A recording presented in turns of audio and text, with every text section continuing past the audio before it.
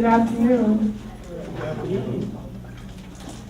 The combined meeting of the Montgomery Board of Education is now called to order. We have a quorum present. May I have a motion? Madam President, I move that we accept the revised agenda as printed. Second. It has been moved and seconded that we accept the revised agenda as printed. All in favor, let it be known by raising your hand. And the motion is carried with 7 votes. We will now, ladies and gentlemen, if you would please stand for the presentation of colors by the Carver High School ROTC, and remain standing for the invocation, which will be given by Reverend Marcus Collins, Lake Elam Baptist Church. Forward, march.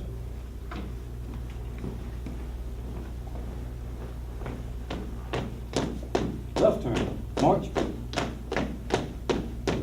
Colors, walk. Present, colors.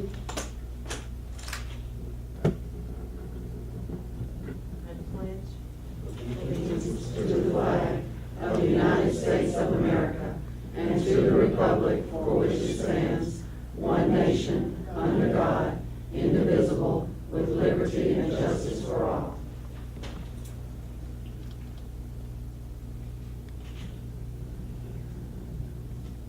Reverend Collins is not here.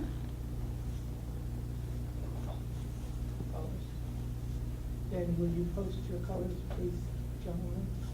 Carry, colors. Right face. Forward, march.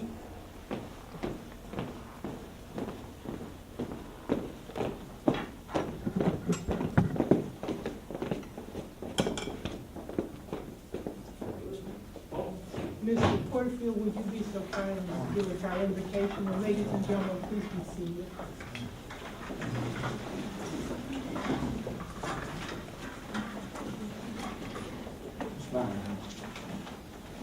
Our Father, which art in heaven.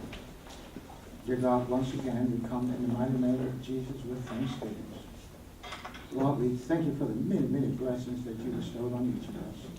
Lord, we ask that you would continue to hold us in your powerful arms and protect us from all hurt, harm, and danger. Lord, guide us, give us wisdom, Lord, give us knowledge. Help us to make decisions at this table that's in the best interest of the students and the communities that we serve. We ask that you continue to be with us, our Father. These and all other blessings we ask in Jesus' name. Amen. Amen. Thank you, Mr. Porterfield, for such short notice. I appreciate you. Ms. Davis? Good evening, everyone. If you've worked for MPS for any length of time, you know that we have a wealth of talent in our teachers and students, particularly in the area of the arts. And we're going to recognize some of that talent tonight. We had a number of our choral programs do an outstanding job at the Cultural Arts Center's Choral Festival, which was during the Peanut Festival in Dothan last week.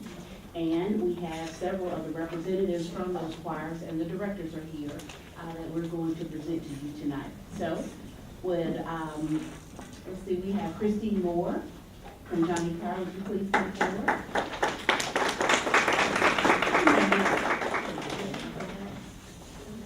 We got Darian Stovall from Park Crossing. Darian.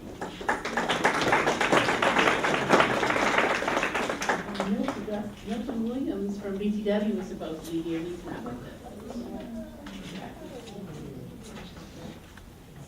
All right, during the Peanut Festival, our choirs won several first place awards. Henry Terry from Carver High, who was with us a few minutes ago but had to leave. He won first place his choir won first place in Division I. Darian Stovall's choir from Park Crossing, they placed first place in Division II. BTW placed first place in Division III. Christine Moore's choir from Johnny Carr placed third place in Division III. In Division 4. The Magical Singers from Baldwin placed first in Division 5. And the Lee High School General Men's Choir placed second place in Division 5.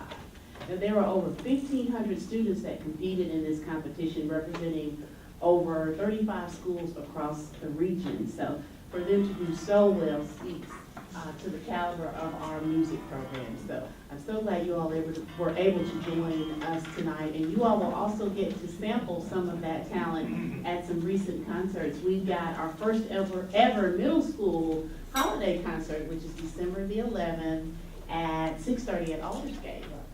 And we have the traditional high school choir, which is going to be December 16th at Fraser at 7 p.m. So let's congratulate our choirs for their outstanding performance.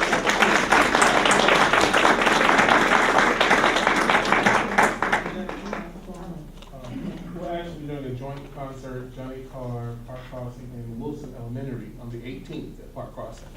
A community holiday celebration, 6 o'clock. 6 p.m. 6 p.m. At Park Crossing. at Park Crossing. So that's in addition to the middle school. Okay.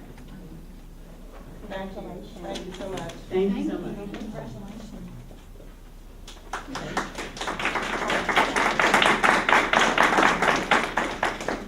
All right, and last but not least, coming to a mailbox to you soon this holiday season is the Career Tech Department's winning entry for the Careers at Christmas Holiday Card Contest. And joining us tonight is M-Tech student Nicholas Yin. Would you come forward, Nicholas? Let's give him a hand as he comes. He is a student of Advertising and Design Academy teacher, Walt Thomas. Would you please come forward, Walt? We're actually going to unveil, let me get you to step on this side of him, Walt. We're actually going to unveil the winning design. Nicholas is joined tonight with your mom. Mother, would you please stand? He's joined tonight by his mom. You ready? All right. Oh, we got that. Wait a minute. Right. Okay. This is the design.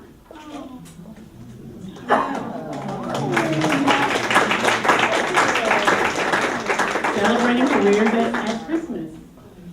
Dr. Brett is not here. Okay.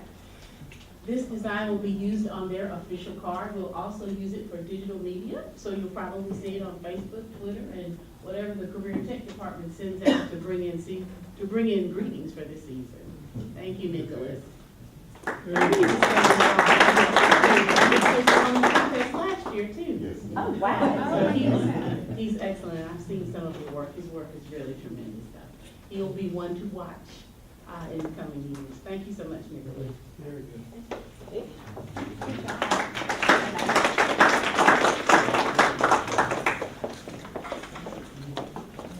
Thank you, Ms. Davis. Now, next item on the agenda is scheduled public comments. Is Ms. Brown here? City Council. Okay. Mr. Mark Bowen. Ms. Sarah Teal. And Amanda Edwards. I'm here for a minute.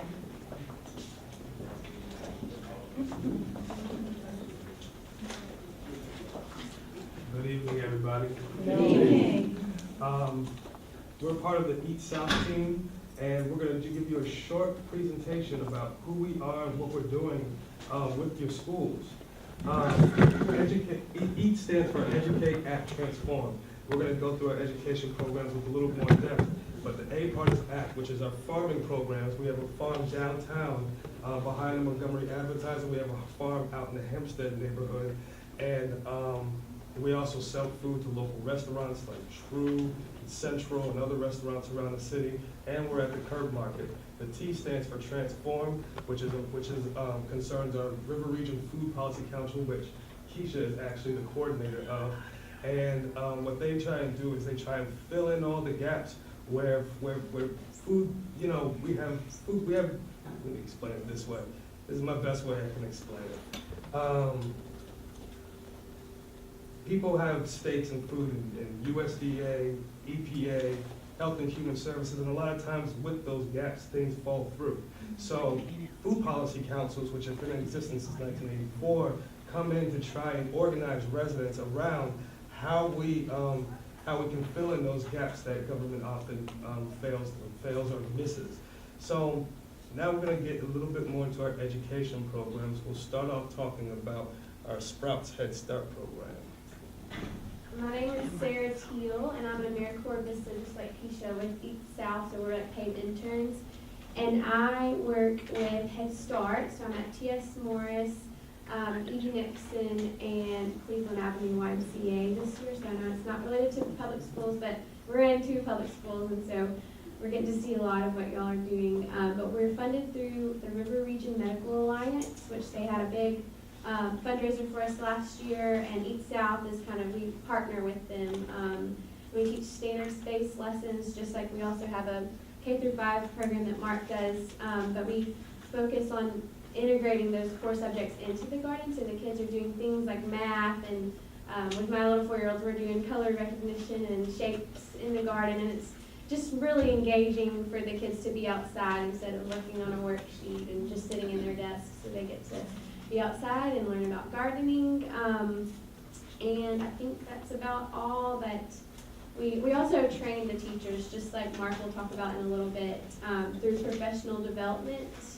And so we do professional development sessions with the teachers. We'll do about 8, so that they can be confident gardeners, and we involve the parents if they want to be on the garden committee, just so it's a group effort in teaching our children. I'm here to talk about a Good Food Day for Amanda Edwards. That is our coordinator for Good Food Day. And what it is an opportunity for students K-5 to come to one of our urban farms. We have 2. It's a standard-based field trip where they have an opportunity to explore the farms and learn about sustainability, pharmacology by going through compost stations, tasting, smelling herbs. It's very interactive. We have a portion where they can go to the greenhouse and learn about that, chickens, and sometimes I can do the nutrition component of that. But our basic goal is to get them excited about good food and where their food comes from, and explore it and have that sense of it.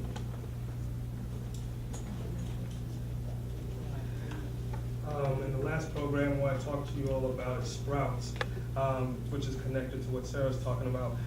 Sprouts right now, it's at E.D. Nixon and Waresbury Road Elementary School, and those schools have gardens. Those schools built gardens and then asked us, they asked us to help build the gardens, and then they asked us, whoa, don't go away, what are you gonna do for us, right? And so we created a program, Sprouts, which has a couple components to it. What happens is I go into schools and I facilitate and model how to facilitate garden and standards-based lesson using the garden as the setting to teach those things.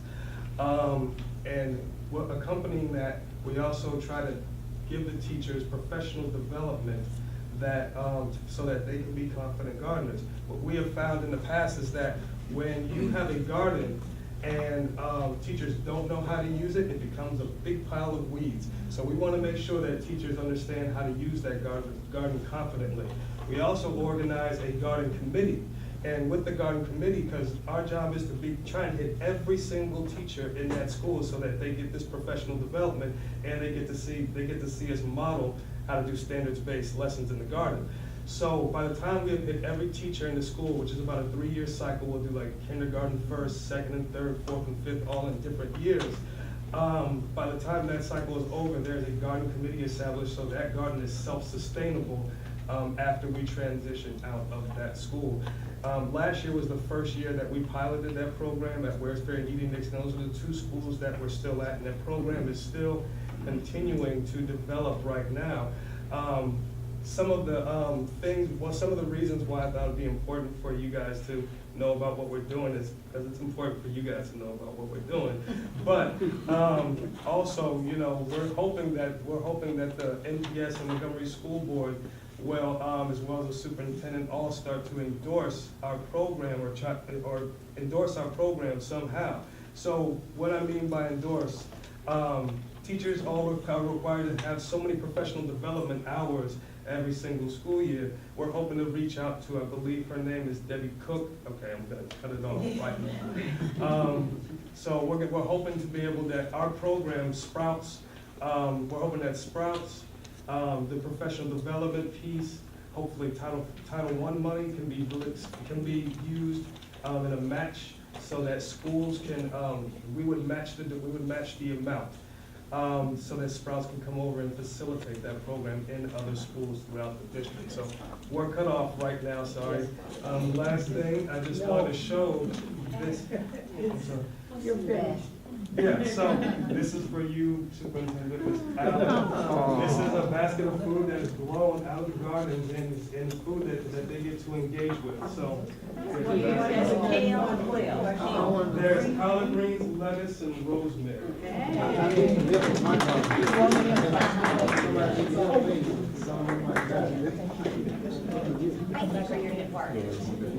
Thank you very much.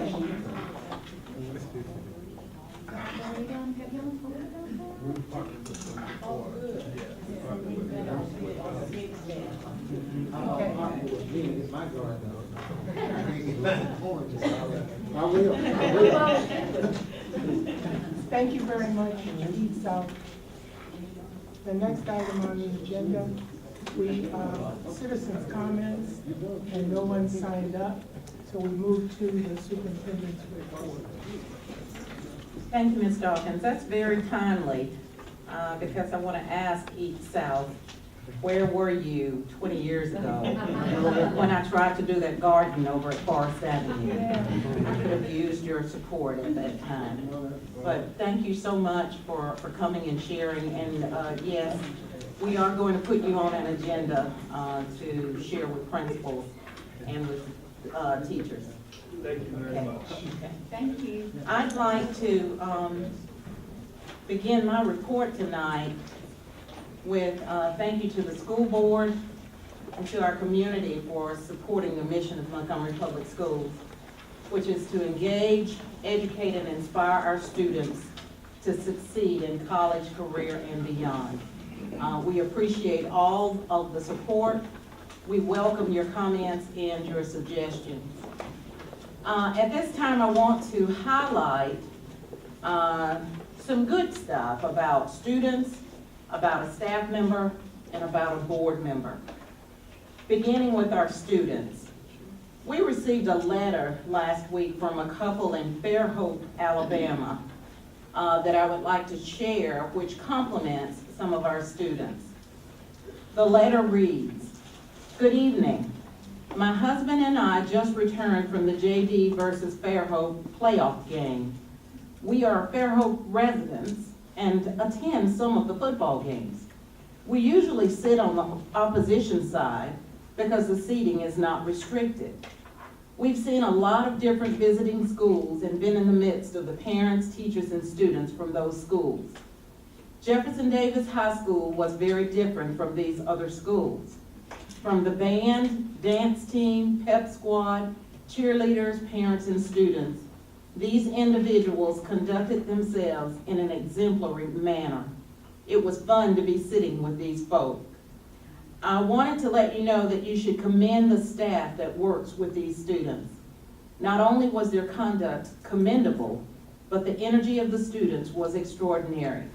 We enjoyed the band tremendously.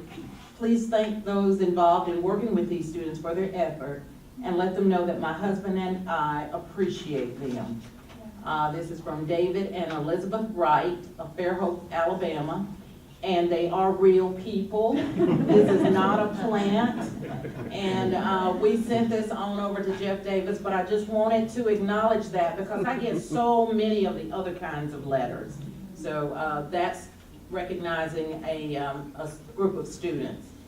My next highlight of a teacher, Special Education Director Katrina Johnson, had an opportunity to travel to Ann Arbor, Michigan recently to present at a national conference with a team from Montgomery regarding the adaptive physical activities that our students have opportunities to engage in.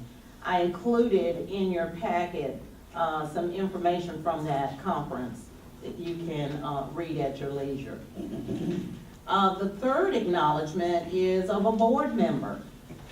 We want to take this opportunity to publicly thank our outgoing board member, Heather Sellers, for her dedication and commitment to MPS. And I want to present this plaque to you, Heather. Wow.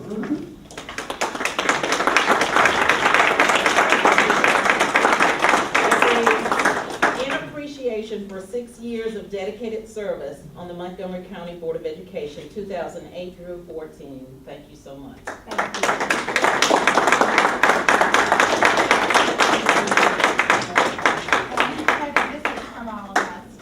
We're gonna miss you so much, and we appreciate your dedication to our district. Thank you. Well, I'm just a phone call, text We away. know. I'd like to take the time just to thank the staff, thank all the board, principals, and the teachers. I'll be honest, I was a little selfish when I first ran for the board because I have 2 children that are in the system. And I soon found out that it's not just the 2 children that I have, it's the 30 plus, 31 plus children in the system that I have really enjoyed serving. We've had some interesting times over this 6 years, and I will miss every single one of you. And I thank you, and I know that you're going to be doing wonderful things from here to come. So thank you. Thank you. I'm excited about this. I have a feeling I'm going to really enjoy it. Okay, may I have my time back? You can. Yes, ma'am. I'm sorry. I apologize. Okay. The rest of the superintendent's report is on a green flyer, so if you would look through that, I'm just going to be very brief as I talk through some of these items that are listed here. This is a second strategic plan update. It's just about Goal 2, and Goal 2 says that every education professional is well prepared, resource supported, and effective. That's an ongoing opportunity for us. But I wanted to share with you some of the things that have and are occurring in relation to staff. November's Leadership Council meeting, we had principals, Jackie Campbell, Booker McMillan, Jessica Thomas, Quasia Starks, and Antonio Williams, who made presentations to their colleagues regarding school climate, regarding leadership and utilizing ACT Aspire data. We have, in regard to the Alabama College and Career Ready standards, we have ongoing professional development. The Alabama State Department's Office of Teaching and Learning has a continuous process for training school systems in best practices for those standards. The first thing that happens, and this happens 4 times a year, the first thing that happens is the Alabama State Department staff trains district leaders. That's folks like me and Dr. Blair and Vicki Holloway. And then step 2, they train a district team. We get some other central staff members to go to wherever they indicated, and generally it's been down in Selma. So that team from Montgomery travels down for training. The third step is where our district trains school-based coaches who were not a part of the district team. And that fourth step is where the district supports school site training of all other staff during in-service days. So after we have been trained, this is the traditional train the trainer model, but what has happened is that every aspect of the training is passed from one degree to the next, beginning with top leadership. Another thing that is happening in regard to training, our central support team made up of central staff, many in this room right now, they train school staff. These team members meet with principals and school staff and follow up with requested training at that time. Our schools, of course, we've shared with you, are served based on a tiered structure of the ones needing the most support down to the ones who need just a little. Another bit of training that is getting ready to happen, and I gave you a little copy of a document from AUM. AUM and the Chamber of Commerce are sponsoring our leadership training course this time. They will begin in January of 2015. This will be for selected MPS school-based principals and for aspiring principals. And this again will begin in January 2015. What I gave you was just a copy of the learning outcomes and the course schedule. The first schedule being for the instructional leaders, principals, and that second schedule that looks very similar, this is for aspiring instructional leaders. The aspiring instructional leaders will participate in this activity by way of putting in an application and being selected to be a part. The principals we will be working here at Central to determine which principals. We have already indicated that first, second, and possibly third year principals will be a part of this course. So I just wanted to highlight some of the training activities that we are doing to try to ensure that people are well prepared, resource supported, and effective. This, as I indicated, will definitely be an ongoing process that we are utilizing. Any questions? Yes. How many principals and aspiring principals do you expect to attend? Kim, how many first, second, third year principals do we have? We compiled that data yesterday, and Dr. Bird has it. We're thinking if we just do the first and second, we're thinking maybe about 10 or 15. 15 for the principal group. Right. And then for the aspiring, probably about that many, between 15 and 20. Right. Yeah. And this, you remember when we had courses and we had to pay for those courses. This is a treat for us because AUM and the Chamber are picking up the cost of these trainings. That's wonderful. Yes. Okay, any other questions? Thank you.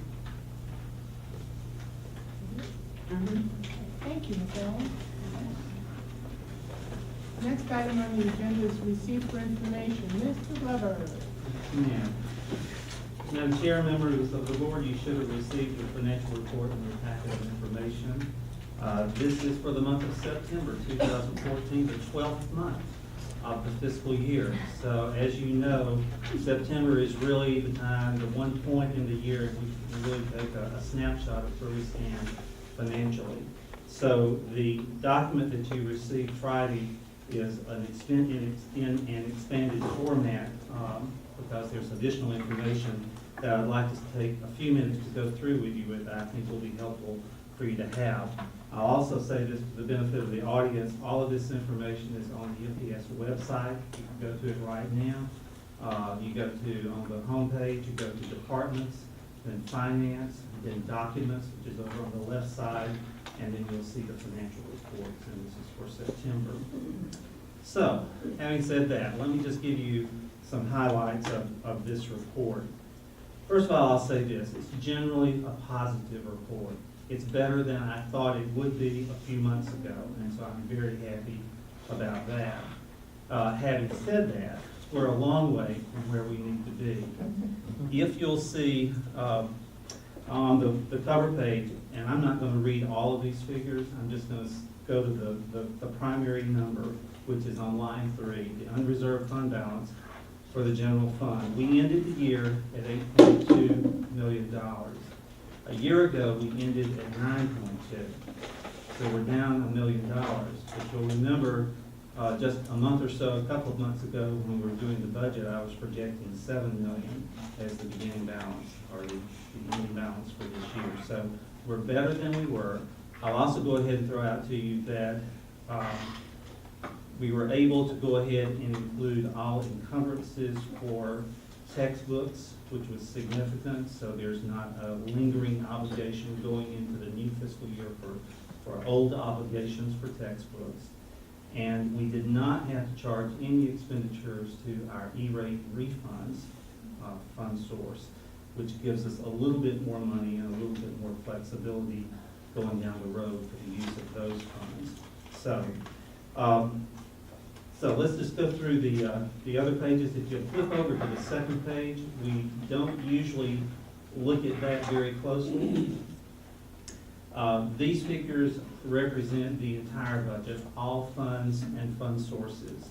The first page was only the general fund, but this is all funds. There are a couple of figures that look a little strange if you really looked at them. In the revenues, in the upper portion, you'll see under other fund sources, we're at 396% of what we budgeted. The reason for that is because when we did our final budget amendment in June, we had not yet done the bond issue, the 2014 warrants. And that represents $15.8 million in revenue that's recognized in that category.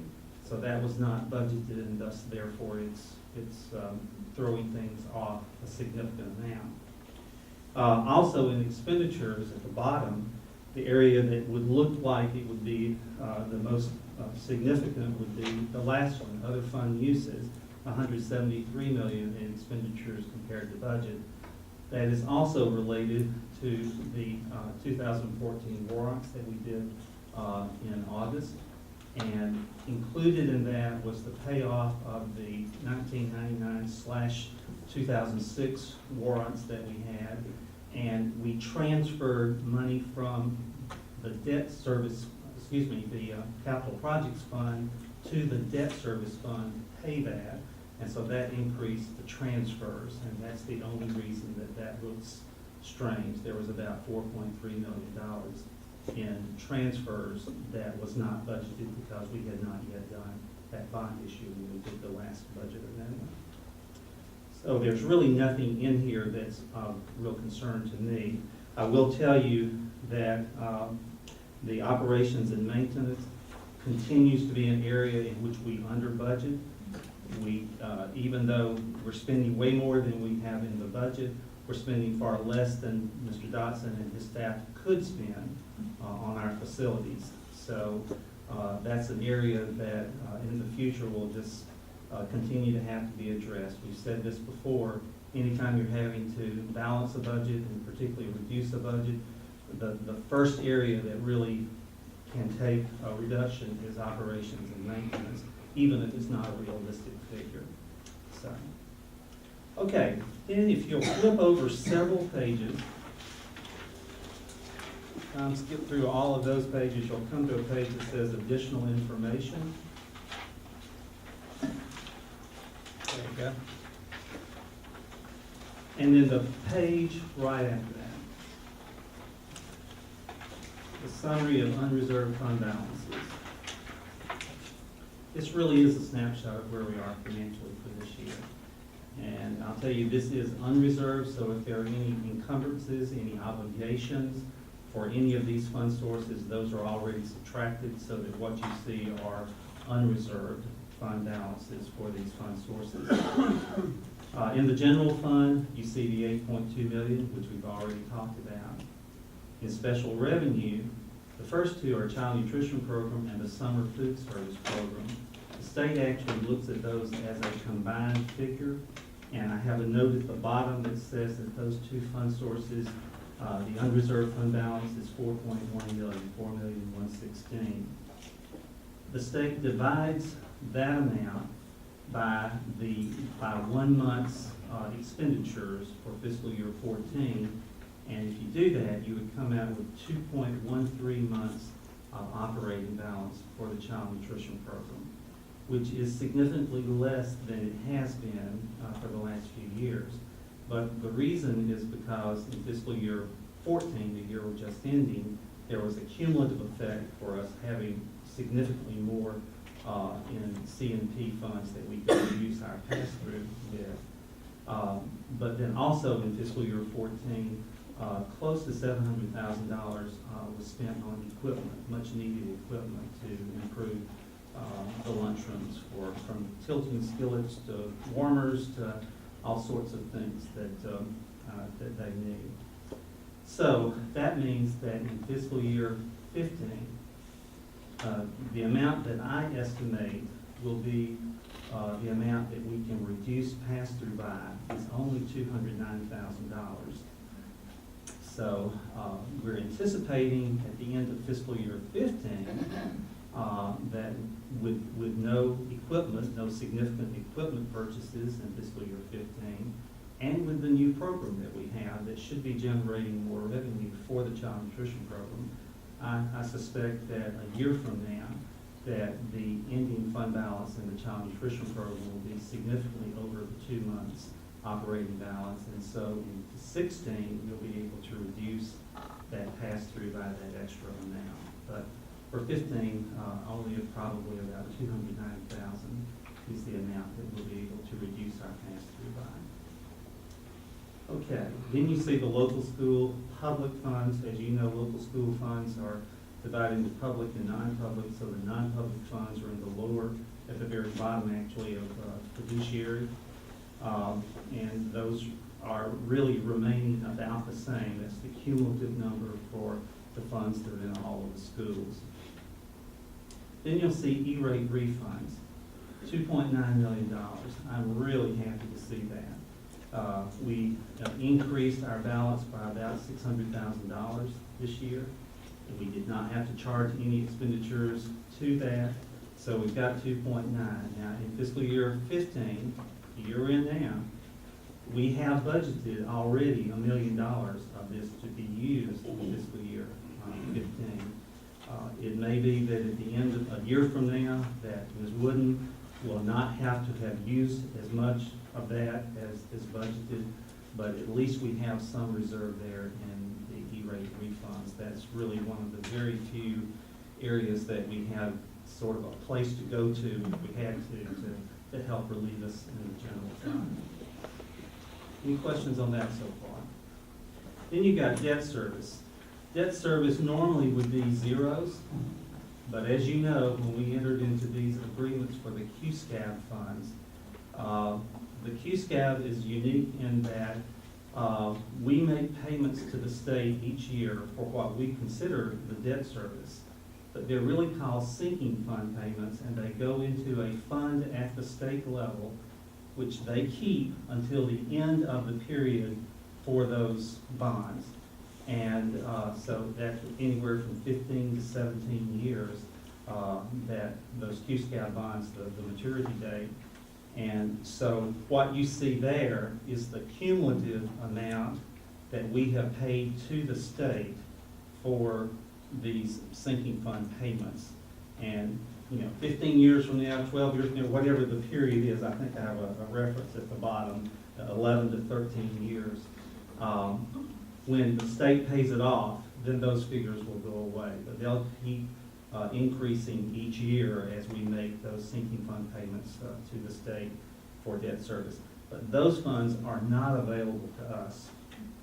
Those are funds that are at the state, and they're holding them to make that payment a few years from now. Okay, capital projects.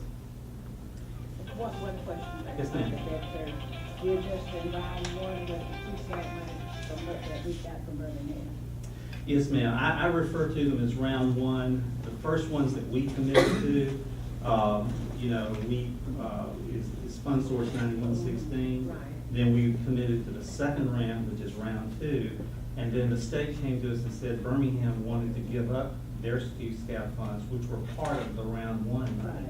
Right. So I refer to that as round one Birmingham. So we're still within that round? Yes, ma'am. Yes, ma'am. Yes, ma'am.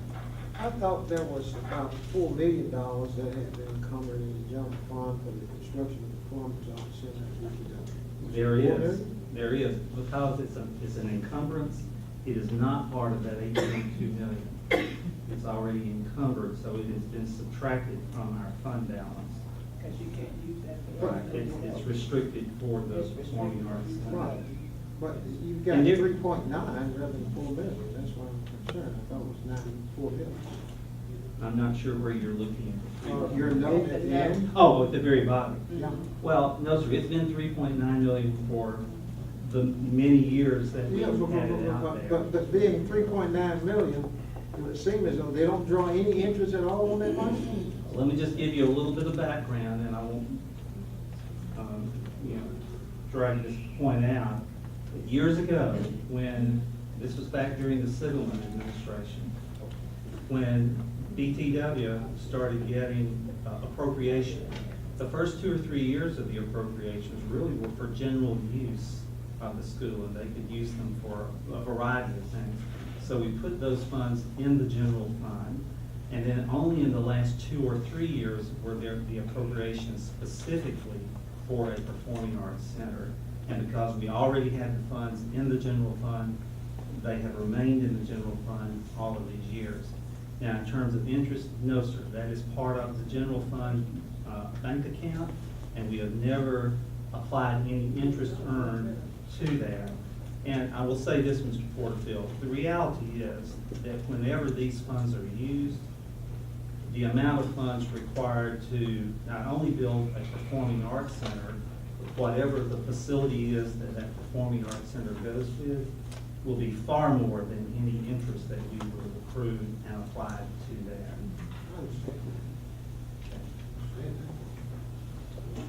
Moving right along. Capital projects, you've got 3 fund sources. About 1.8 million, 1,798 is left in PSF funds. There's 300,000 left from the sale of the building across the street, 311. And then the 2000 warrants issue, let me give you a little bit of information about that. $12,378,000. We could not pay off the SunTrust loan until the next payment, which was November 17th, yesterday. So 4.7 million is being taken out of that 12.3, if you will. And so when that is all subtracted, there's only 7.6 million actually left and available in Fund Source 6002 in the Capital Projects Fund. So if you do a quick rounding off addition, there's 1.8 million in 2120. There's 0.3 million in 6001, and then there's 7.6 million left in 6002. Those add up to $9.7 million. And there's probably slightly less than $100,000 of obligations that we still have to pay for some existing projects, such as the road project at Brubaker. There was some retainage that we have not yet paid the contractor. So if you take away, let's say, another $100,000, you really got $9.6 million right now. Now, unfortunately, we've already obligated some of that for the Houston Hill project, to the lamp, and then also for the JD project. Those will probably cost combined, I'm guessing, close to $2.5 million. So if you take away the 9.6 minus 2.5, you're down to what, 7.1? 7.2. Okay. 9.7, 2.5, 7.2. Yes, sir, and I'm gonna take away $100,000 for remaining projects that we have. So let's say we got $7.1 million. And as you know, we're trying to work with the city and the county to address not only a permanent solution for LAMP and for MTech, but also a required addition at Park Crossing with the growth out there. So when the board contributes its portion to what the city and the county hopefully will provide, then there's not much left for capital projects. So I just want you to be aware of that. Several months ago, when we were talking about the bond issue, Mr. Dotson had worked up this long list of things that we could spend that money on, and unfortunately, most of those things will not be able to be addressed, at least with these these funds. But you have prioritized. Priorities, yeah. Certainly, certainly. And I'll just tell you that the first year in which, for our existing debt, that debt service will be paid off, I think is fiscal year 2019. So fiscal year 2020 would be the first year in which there will be a couple of $1 million freed up, because that's our first leveraged bond issue with the state. And so that won't be paid off until 2019. And then you have another about $500,000 with respect to not having to pay SunTrust next year too, right?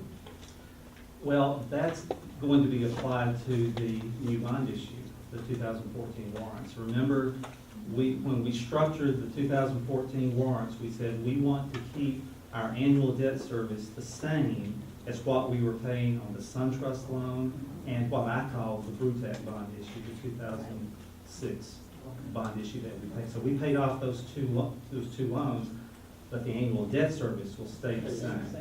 Yes, sir. Okay, any other questions on that? Fiduciary is pretty simple. We are the fiscal agent for the state for a couple of projects that occur in the summer, the Alabama Education Technology Conference and the Summer Method Conference, which are both pretty big deals. We get a little bit of administrative fees that helps cover our costs. We mostly do it though, and I've told you this before, we mostly do it because we want to be as cooperative as we can be with the State Department. We hope that will not only help them, but that will help us in them working with us And on Ron, various these are things. in and out funds, they come right in, they go right out. Yes, ma'am. I mean, that's not, we're just a fiduciary agent for those. Right. Okay. Let me go quickly through the other pages.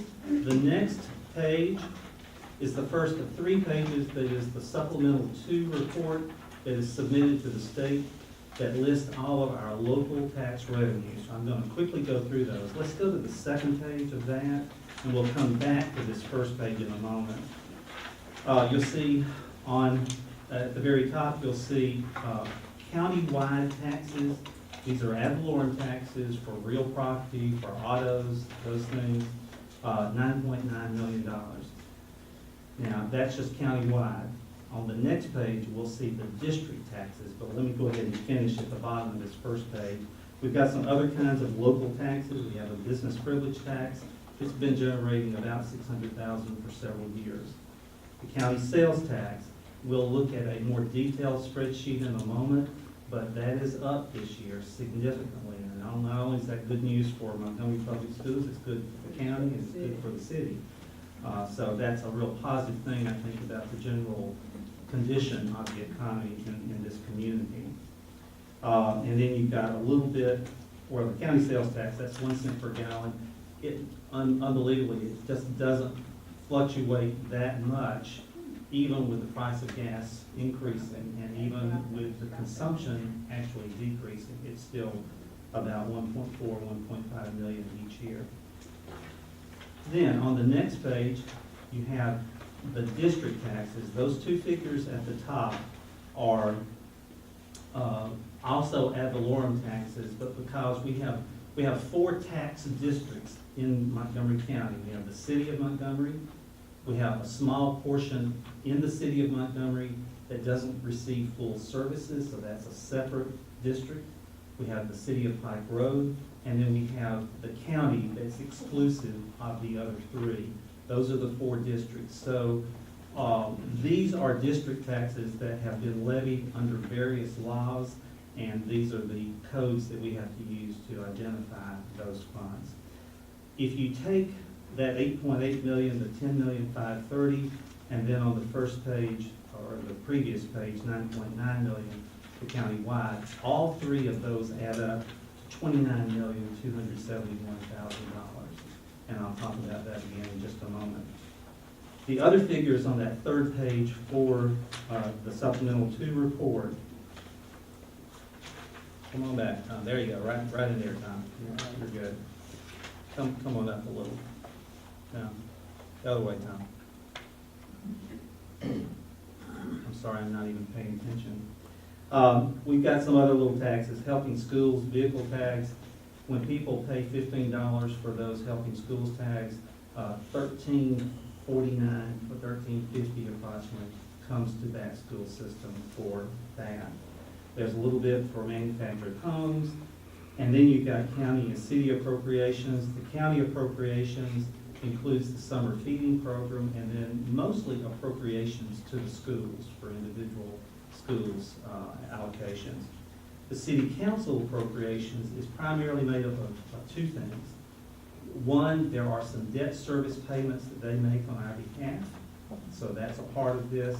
And then the other is, as you know, the city had given us a $15 million amount, an allocation to construct primarily Park Crossing. And so we received a portion of that in this fiscal year, so that's mostly what that is. So those two. There are also some city council appropriations made to individual schools. Sometimes principals, teachers, whomever will make requests for specific things, and they'll make those donations directly to them. Now, if you'll come back 2 pages, Tom, yeah, go back up. And let me just show you the effects of this. There you go, right there. As I just said, the total ad valorem taxes, when you add the countywide and the district, is $29,271,000. Last year, that figure was $27,783,625. So the increase is $1,487,000. So let's call it $1.5 million. There's always a double-edged sword with increases in ad valorem taxes. The good news is that we got more in this fiscal year to use. The bad news is that anytime your ad valorem taxes increase, your 10 mil match from the state also increases the following fiscal year. So this means that if you look at that figure where we calculated, we put in the district tax and you divide it by the 3.5 mils, which is what that district tax represents, the value of 10 mils and our 10 mil match for fiscal year 16 is going to be $25,175,000. That is up $2.1 million from this past year, which means that because our 10 mil match goes up, the amount the state funds us goes down, that $2.1 million. So that's another hole that Ms. Wooden and staff will have to look at in terms of trying to figure out how we balance things for fiscal year 16. Okay. But I will say this, that the total, if you look at all of these add up to $64,139,000. And that's better than it has been in prior years. I'm just now standing here thinking, I wish I had divided this by the value of 1 mil to come up with a mills equivalent. It's probably around 24, 25 mils.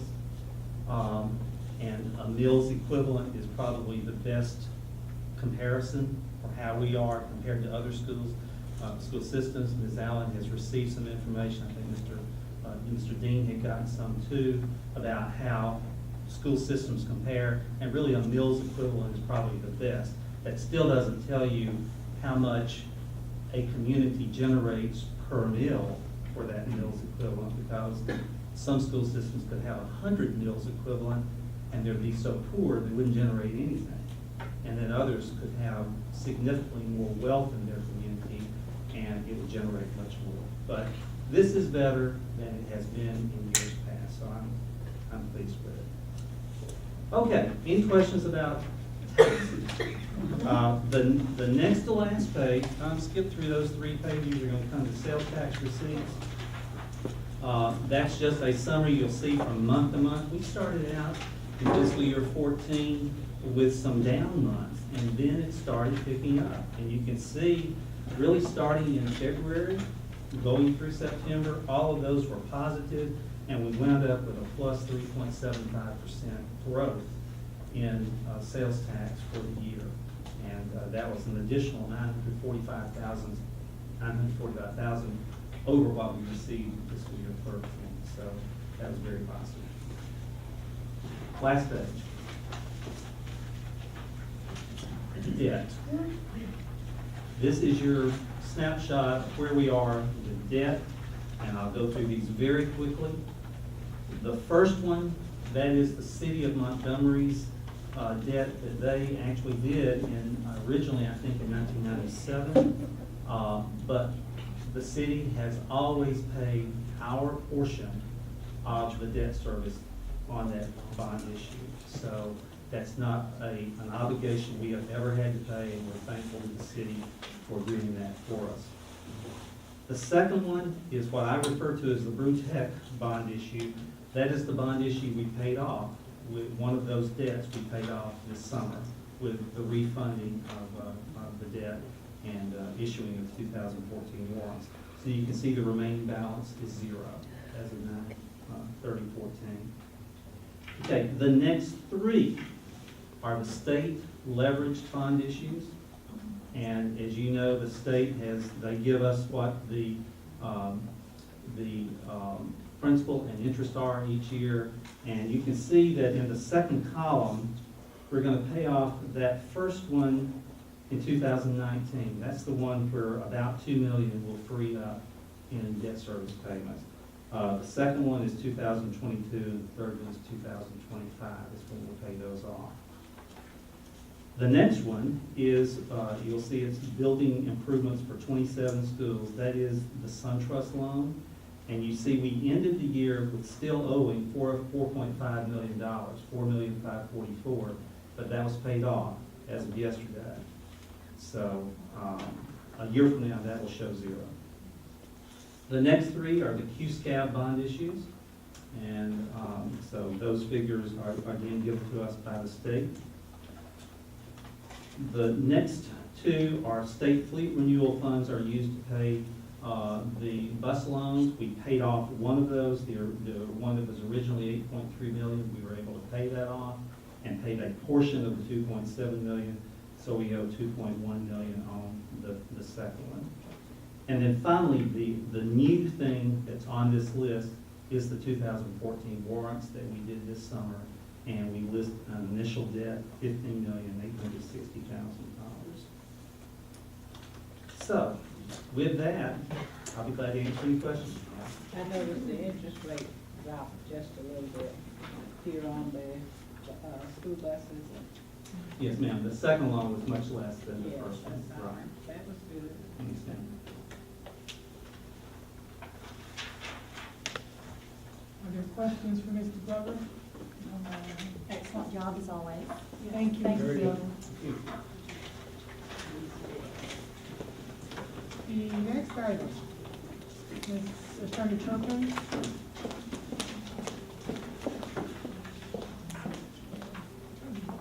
Good evening, Madam Chairman, board members, superintendent.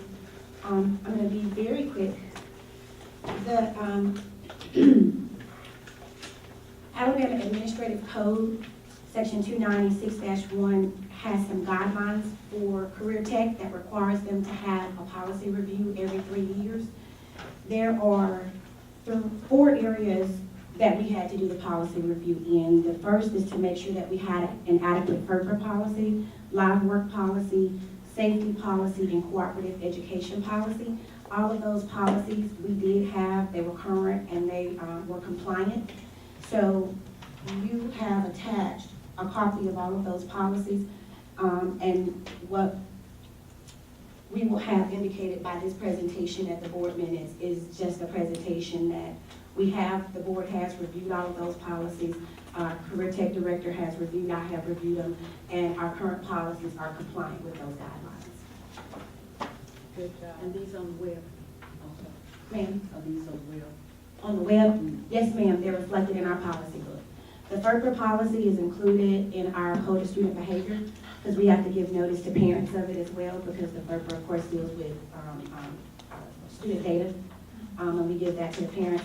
The rest of them, the student records is JR in our policy book.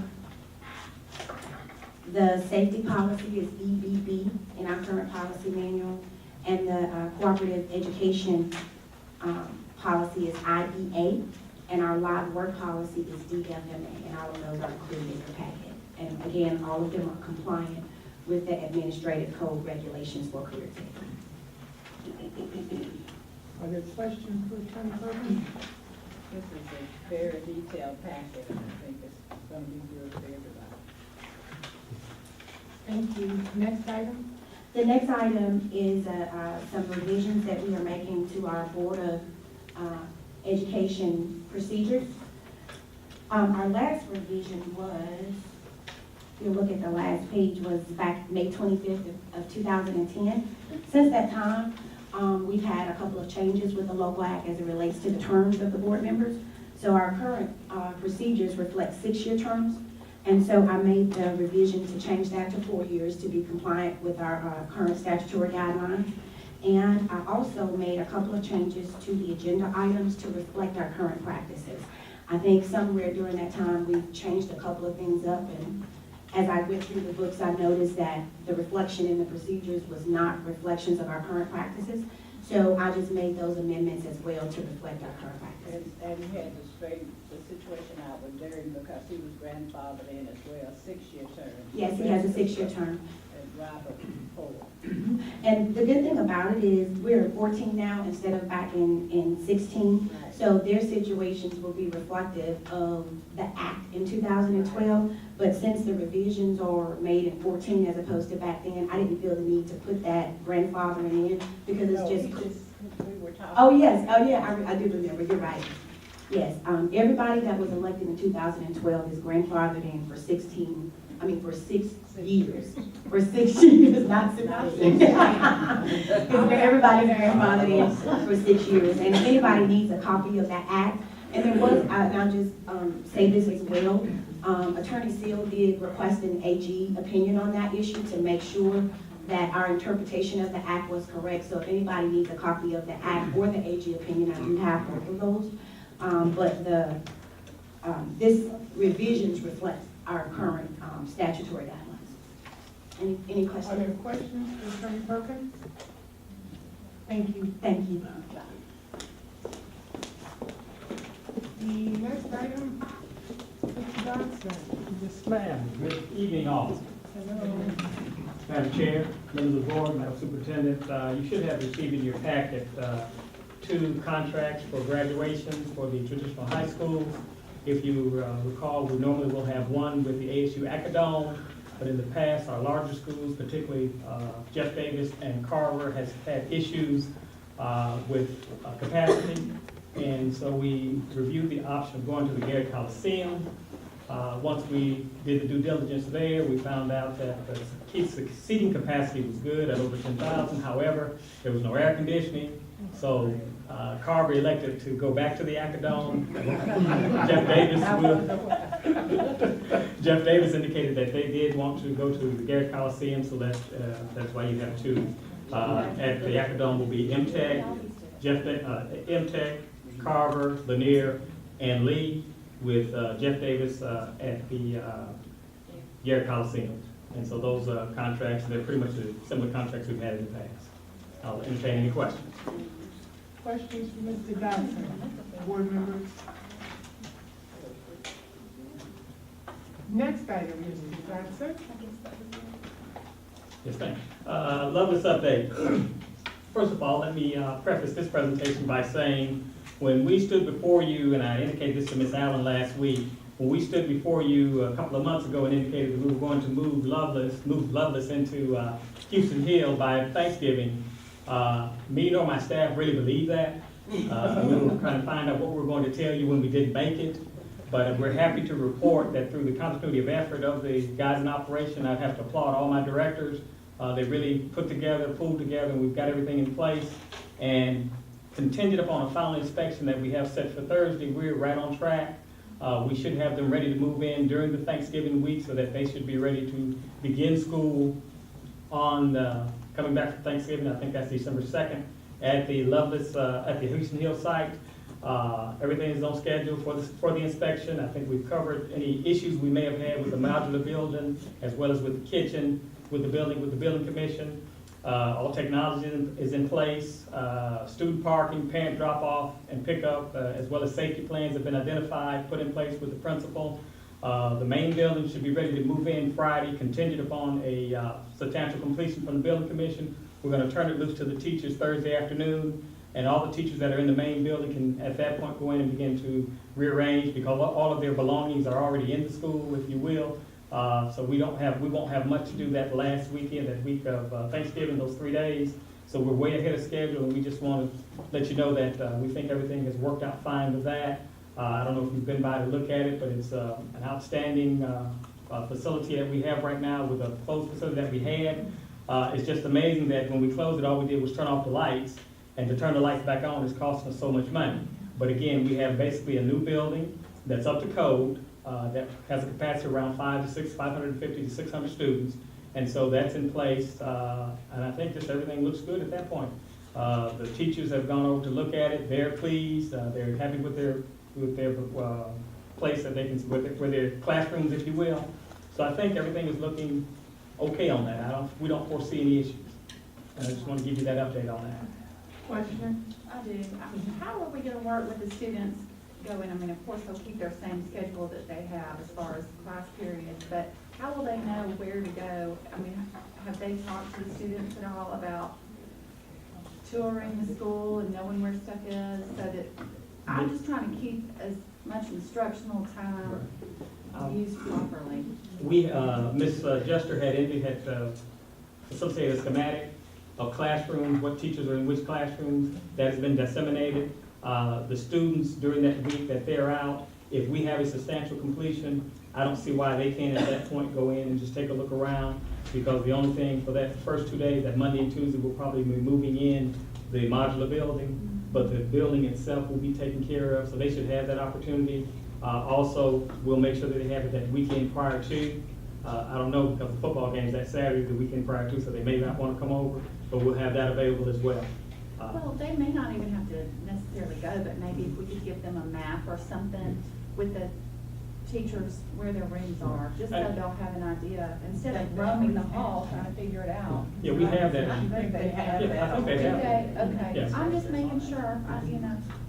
Yes, And ma'am. they've been so cooperative to the Yes, students ma'am. and the faculty over there. Yes, ma'am, they have, and with that, we could not have made it as far as we have without their cooperation, and we really appreciate that to make this.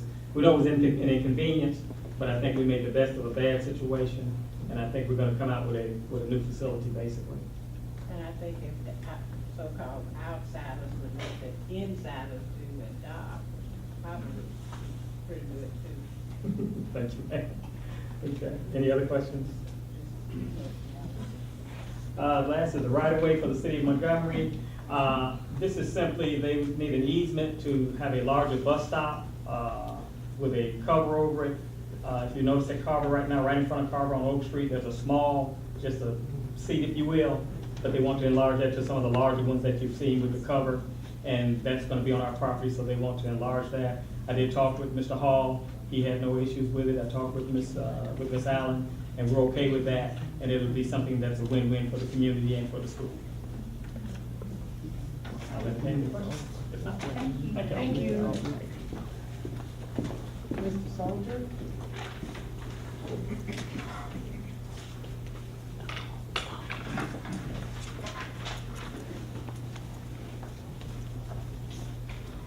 Good evening. Good evening. I have the pleasure of coming to you tonight and asking for a favor. We have in our office a secretarial position, and what I'm asking you to do is to let us morph that into a communication assistant position. It will be revenue neutral. Mr. Glover will be very happy. I won't spend any more money. The person will work from the secretarial salary matrix. And what we're going to ask that person to do, there will be some secretarial duties, but most of it will be aimed at our work in marketing. As you may recall, part of what the folks who came to us to look for our waste improvement, right, exactly, asked for a marketing person full time. Mona has been working on marketing, and we need some help with that because some of the efforts with photography, video, and especially social media take a lot of time, take a lot of effort. And so we would rather do more of our own secretarial work and end up using that person and those resources to help with our marketing and our public relations effort. If you have any questions about that, I'd be happy to try to answer. I just noticed one thing. Sure. Okay. With the qualifications where it says 5 or more years in a similar position, I can see why we said 5 or more years, but if we really want them to do the social media, it might be nice to really be trying to look for a younger person. Well, that doesn't refer to specifically social media, but it is some kind of communication work. And if we put this out initially and we don't get the talent pool that we need, we can pull it back and ask for a slight revision, but I think we'll be fine. Okay. Yes, sir. The capacity here that this individual would serve, would it be secretary / communication assistant? Well, it would be communication assistant and backup secretary. Ms. Thomas, Sandra Thomas, who was in Human Resources, is now part of the communication group. She transferred over a couple of 3 years ago. And so she answers the phone for the entire system, but she also has some time to do some of the secretarial work. So this person will act as the backup for Ms. Thomas if she's ill or if there's some issue where she has to be out. I just want to say I'm delighted to see that you're looking for this position because it's so important for our messaging. I've been in marketing as long as I've been. It's so important for us to get out messages. And I know that you're bombarded a lot. So, and the fact that you're not spending even more money, I'm sure that the county department likes that. So Mr. Glover I wish was, you the best in finding that person because this is really important, I feel. Mr. Glover and I had a lengthy conversation and we were able to work out a compromise, so it's all good. Any other questions? Okay, thank you very much. The Now you second, can talk about the calendar. thank you very much. We had our calendar committee meeting, and it's always one of the things I look forward to every year. It was really went well, I think. And the calendar committee brought forth a calendar to the superintendent that contained basically the same thing we had last year, 177 days, similar start date, similar end date. The one twist was that there was a recommendation that we create a holiday just before the Magic City Classic. And the reason for that was the committee's view was that we had a large number of employees who were out on that Friday anyway, and so we were having trouble, in their anecdotal view, getting replacements, substitutes for that day. As it turned out, that wasn't true. We did some work, Human Resources did, and found that basically we had about 40 extra certified people and about 7 or 8 extra classified people who took off on that day as opposed to a normal Friday. So that was a relatively small number. So the superintendent looked at that and decided that what we would do is put 2 calendars out to the teachers and to the staff and have them take a look at them. One of them was with this holiday, and the second one was without the holiday. With the holiday calendar, we had to have the teachers come back the day after Memorial Day. With the non-holiday calendar, we did not. And so we put that out there to the teachers. We had about 1,200 votes, 78% of those were teachers, and 75%, an overwhelming majority, asked for not to have the holiday, but to have everybody finish before Memorial Day. So that's the calendar that we're bringing to you for your consideration. It will remain out for comment by the board and public for the next almost 30 days till the December board meeting. And at that time, we'll bring it back to you for any adjustments and for your consideration. Thank you. You did a great job. Thank you. Any questions? Great, thank you. Thank you, Mr. Parker. The next item on the agenda is consider for approval, consent agenda. Madam President, I move that we consider for approval our consent agenda item number 9. Second? Has been moved and seconded that we approve, accept the consent agenda. Those in favor, please let it be known by raising your hand.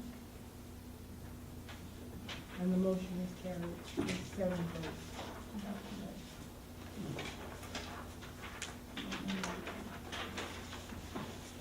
Okay. The last item on the agenda is the executive. No, I'm sorry, consider for approval. Number 10. I just overlooked it. Sorry about that. Okay. I recommend to you, the approval of the career tech policy revision. I move that we, Review. you finished? Okay. I move that we approve the career tech policy review. Second. It has been moved and seconded that we approve the career tech policy review. Those in favor, please raise your hand. I'm sorry. Motion carried with 7 votes. Attorney, Superintendent? I recommend, that you would approve the board procedures revision. Madam President. I move that we approve the superintendent's recommendation by approving the board procedures revision. Second. Been moved and seconded that we approve the board procedures revision. Those in favor, please raise your hand. And that motion also carries with 7 votes. Superintendent? I recommend, the approval of the, graduation facility report, or graduation report. Madam President, I move that we accept the recommendation of the superintendent for the graduation report. Second. It has been moved and seconded that we approve the graduation report recommended by the superintendent. Those in favor, please raise your hand. And the motion is carried with 7 votes. I recommend approval of the right-of-way for City of Montgomery Transit Shelter at Carver High School. Madam President, I move that we accept the superintendent's recommendation for the right-of-way for City of Montgomery Transit Shelter at Carver High School. Second. It has been moved and seconded that we accept the superintendent's recommendation on the right-of-way transit shelter at Carver. Those in favor, please raise your hand. That motion carried with 7 votes. I recommend the approval of the communication assistant. Madam President, I move that we accept the superintendent's recommendation on the communications assistant. Second. It has been moved and seconded that we accept the superintendent's recommendation on the communications assistant. Those in favor, please raise your hand. And the motion is carried with 7 votes. Okay. I'd like to, yes, ma'am. I'd like to omit, I'm sorry, I'd like to have you look at, the support personnel minutes, S7. And if we can scratch that person, rescinded her decision. What's that? Which one is that? Which one? S7 under the support personnel minutes.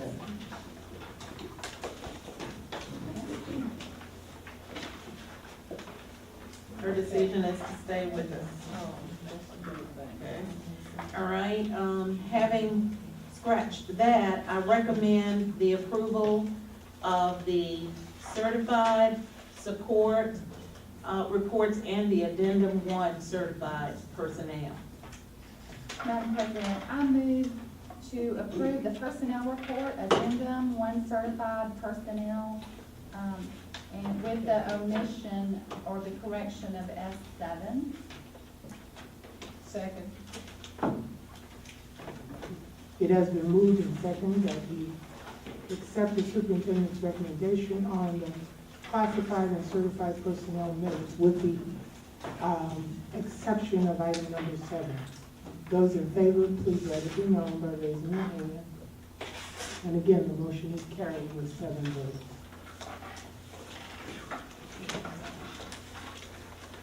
Well, when they approved, they did not approve, you did not say addendum 1, I just want to make sure that. Oh, I'm so sorry. I move that we also approve addendum 1. Thank you. Now you want to Shall we restate it? Well, I just made an motion. Just made a friend amendment. I just need a second. I'll second it. Thank you. The next item on the agenda is the executive session, and we are to discuss real property. Attorney Perkins, will you certify? Yes, Madam Chairman, I certify that we are going into executive session for real property, and there will be a vote coming. How long do we anticipate, so everyone will know? I think we'll be in there about 20-25 minutes. Okay. Madam President, I move that we go to executive session to discuss real property. Second. It has been moved and seconded that we go into executive session to discuss real property, and there will be a vote coming out. The session is estimated to last about 20 to 25 minutes. We'll go to 202. All in favor? Please raise your hand. Motion carried, 7 votes. We want to